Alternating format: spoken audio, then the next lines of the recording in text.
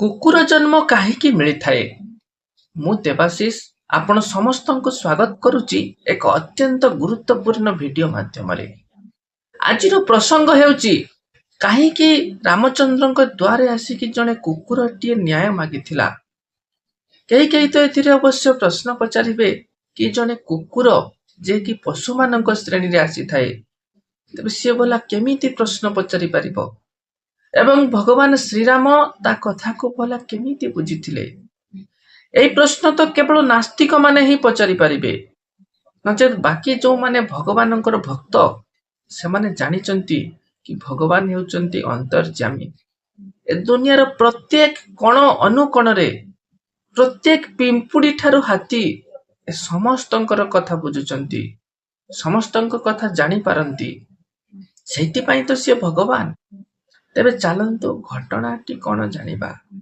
ଆଜ୍ଞା ମାନେ ଏଇ କାହାଣୀଟିରେ ଏଇ କଥା ବର୍ଣ୍ଣନ ହେଇଛି କି କଣ କର୍ମ କଲେ ଜଣକୁ କୁକୁର ରୂପରେ ଜନ୍ମ ନେବାକୁ ପଡିଥାଏ। ଗୋଟିଏ ଦିନ ଭଗବାନ ଶ୍ରୀରାମ ନିଜ ଦରବାରରେ ବସିଛନ୍ତି।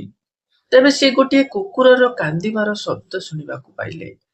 ରାଜ ଦରବାର ବାହାରେ କି ଏକାନ୍ତରେ ବସିକି ରୋଦନ କରୁଥାଏ। ଦିନେ 2 ଦିନ ଏମିତି 3 ଦିନ ବିତିଗଲା। ତଥାପି ସେ କୁକୁରଟି ସେଠାରେ ବସିକି କାନ୍ଦୁଥାଏ ଏବଂ ପ୍ରଭୁ ଶ୍ରୀରାମଙ୍କୁ ମନେ ମନେ ଚିନ୍ତନ କରୁଥାଏ। ତେବେ ପ୍ରଭୁ ରାଜୀବ ଲୋଚନ ଶ୍ରୀ ରାମଚନ୍ଦ୍ର ସେ କୁକୁରଙ୍କ ପ୍ରତି ତାଙ୍କ ମନ ବ୍ୟାକୁଳିତ ହୋଇ ଉଠିଛି। ତାର ସମସ୍ୟା କଣ ଜାଣିବା ପାଇଁ ତାଙ୍କର ଉତ୍କଣ୍ଠା ବଢିଛି। ତେଣୁ ସେ କୁକୁରଟିକୁ ନିଜ ଦରବାରକୁ ଡକେଇବା ପାଇଁ କି ସେ ଦୂତ ପଠେଇଛନ୍ତି। ଦୂତ ବାକ୍ୟ ଶୁଣିକି ସେ କୁକୁରଟି କହୁଛି, ହେ ମହାନୁଭବ, ମତେ ଏବେ ପାପ ଯୋନିରେ ଜନ୍ମ ମିଳିଛି, ତେଣୁ ମୁଁ ଏବେ ରାଜଦରବାରକୁ ଯାଇପାରିବିନି।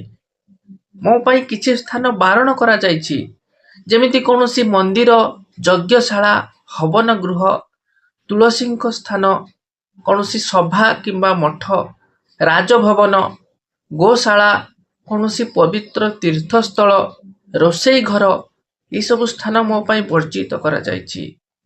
ତେଣୁ ଆପଣ ଯାଇକି ପ୍ରଭୁ ରାମଚନ୍ଦ୍ରଙ୍କୁ କୁହନ୍ତୁ କି ପ୍ରଭୁ ସ୍ୱୟଂ ମୋ ପାଖକୁ ଆସନ୍ତୁ ଏବଂ ମୋ ଗୁହାରି ଟିକେ ଶୁଣିକି ଯାଆନ୍ତୁ।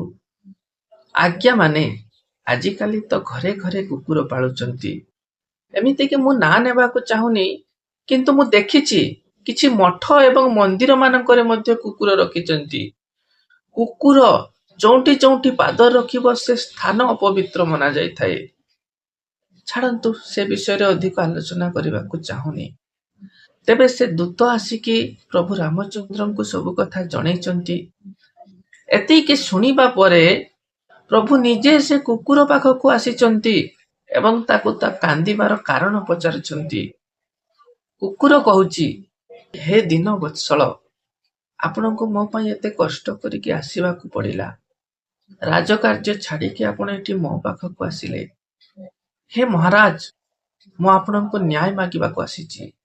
ମୁଁ ଯେତିକି ଶୁଣିଛି କି ଆପଣ କାହାରି ସହିତ ବି ଭେଦଭାବ କରନ୍ତିନି, କିନ୍ତୁ ମୁଁ ଏକ ଇତର ପ୍ରାଣୀ, ମୁଁ କୌଣସି ଅପରାଧ କରିନି।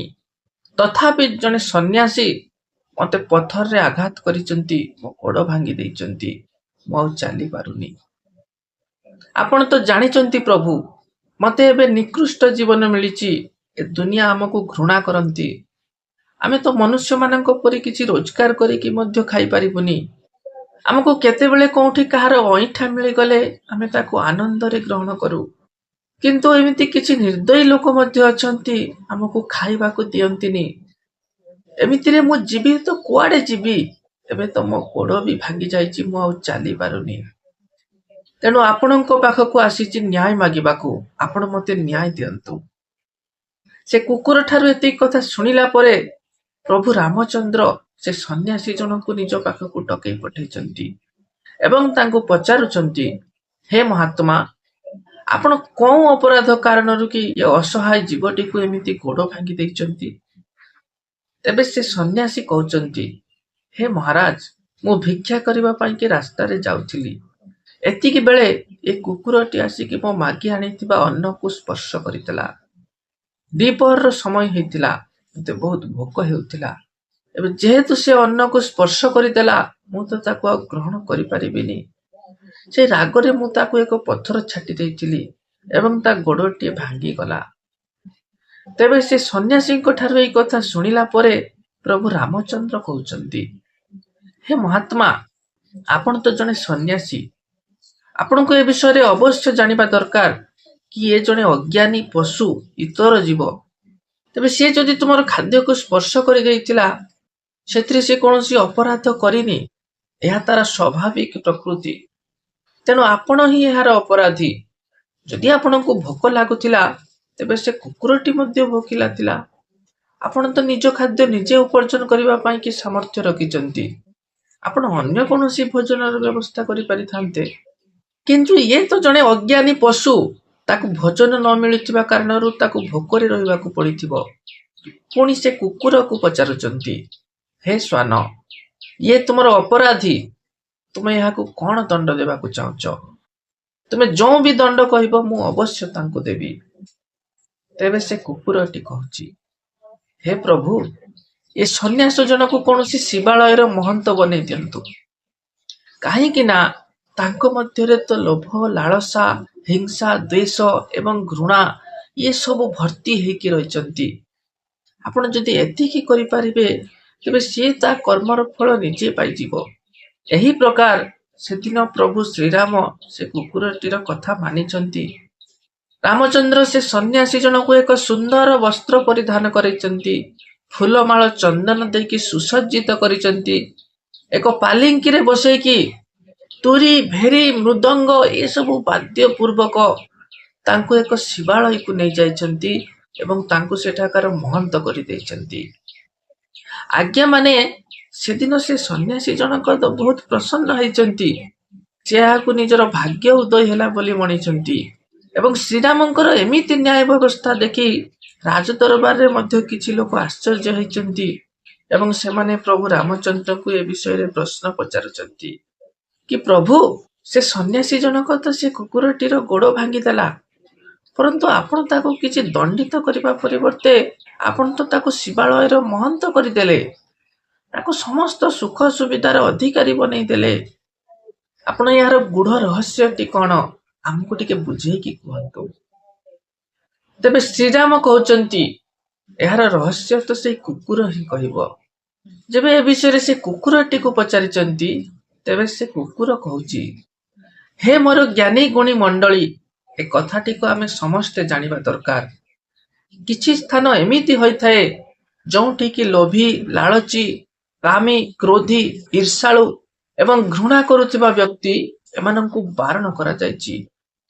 ଯେମିତିକି ଅନ୍ନ ଭଣ୍ଡାର, ଶିବାଳୟ, ମଠ, ଦାନ ଗୃହ ଏହିସବୁ ସ୍ଥାନରୁ ଧନ ହରଣ କରୁଥିବା ବ୍ୟକ୍ତି ଏବଂ ଅନାଥ ସ୍ତ୍ରୀ ତଥା ବାଳକମାନଙ୍କର ଧନ ହରଣ କରୁଥିବା ବ୍ୟକ୍ତି, ଗାଈ, ବ୍ରାହ୍ମଣ ଏବଂ ଶିବଙ୍କୁ ଅର୍ପଣ କରିବା ପାଇଁ ରଖାଯାଇଥିବା ଧନକୁ ଆତ୍ମସାତ କରୁଥିବା ବ୍ୟକ୍ତି, ରାଜାଙ୍କ ଦରବାରରେ ପହଞ୍ଚିଥିବା ଭିକାରୀକୁ ବାରଣ କରୁଥିବା ଲୋକ, ଅନ୍ୟର ସମ୍ପତ୍ତିକୁ ହଡପ କରୁଥିବା ବ୍ୟକ୍ତି, ପ୍ରାଶ୍ଚିତ କରିଥିବା ଧନକୁ ଆତ୍ମସାତ କରୁଥିବା ବ୍ୟକ୍ତି, ବ୍ରାହ୍ମଣଙ୍କ ଭୋଜନ ପାଇଁ ଏକତ୍ରିତ ହୋଇଥିବା ସାମଗ୍ରୀକୁ ଚୋରି କରିବା ବ୍ୟକ୍ତି ଏବଂ ବେଇମାନି କରିକି ଅଧିକ ଧନ ଏକତ୍ରିତ କରିଥିବା ବ୍ୟକ୍ତି, ଏମାନେ ସମସ୍ତଙ୍କୁ କୁକୁର ଜନ୍ମ ମିଳିଥାଏ।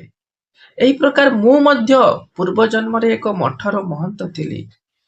ମୋର ଲୋଭୀ, ଲାଳଚୀ ସ୍ୱଭାବ ଯୋଗୁଁ ମୁଁ ସେ ମଠର ସମ୍ପତ୍ତିକୁ ଧର୍ମ କର୍ମରେ ନ ଲଗେଇକି ଆତ୍ମସାତ କରିଥିଲି, ଯାହାର ଫଳସ୍ୱରୂପ ମୁଁ ଏବେ କୁକୁର ଜୀବନ ପାଇଛି। ତେବେ ଏହାର ଅର୍ଥ ଏହା ନୁହଁ କି ପ୍ରତ୍ୟେକ ମଠର ମହନ୍ତକୁ ଏମିତି କୁକୁର ଜୀବନ ମିଳିଥାଏ। ଯେଉଁମାନେ ସଚ୍ଚୋଟ, କର୍ତ୍ତବ୍ୟନିଷ୍ଠ ମଠରେ ଏକତ୍ରିତ ହୋଇଥିବା ସମ୍ପତ୍ତିକୁ ଅସହାୟମାନଙ୍କ ସହାୟତାରେ ଲଗାଇଥାନ୍ତି, ସମାଜର କଲ୍ୟାଣ କାର୍ଯ୍ୟରେ କି ଉପଯୋଗ କରନ୍ତି କିମ୍ବା ପୂଜା ପାଠ, ହବନ ଇତ୍ୟାଦି ମହତ୍ କାର୍ଯ୍ୟରେ କି ଉପଯୋଗ କରିଥାନ୍ତି, ସେମାନେ ତ ବୈକୁଣ୍ଠପୁରକୁ ଯାଇ ପ୍ରଭୁଙ୍କର ସେବା କରିବାର ସୁଯୋଗ ପାଆନ୍ତି। ତେଣୁ ଆଜିଠାରୁ କୌଣସି ଅବଳା ଜନ୍ତୁଙ୍କ ପ୍ରତି ଏମିତି ଅନ୍ୟାୟ କରନ୍ତୁନି। ଏହି ବିଚାର ସହିତ ଆଜିର ଭିଡିଓଟିକୁ ଏତିକିରେ ଶେଷ କରୁଛି। ପୁଣି ଦେଖା ହେବ ଆଉ ଏକ ଭିଡିଓ ମାଧ୍ୟମରେ ଏବଂ ସେତେବେଳ ପର୍ଯ୍ୟନ୍ତ ବିଦାୟ ଦିଅନ୍ତୁ।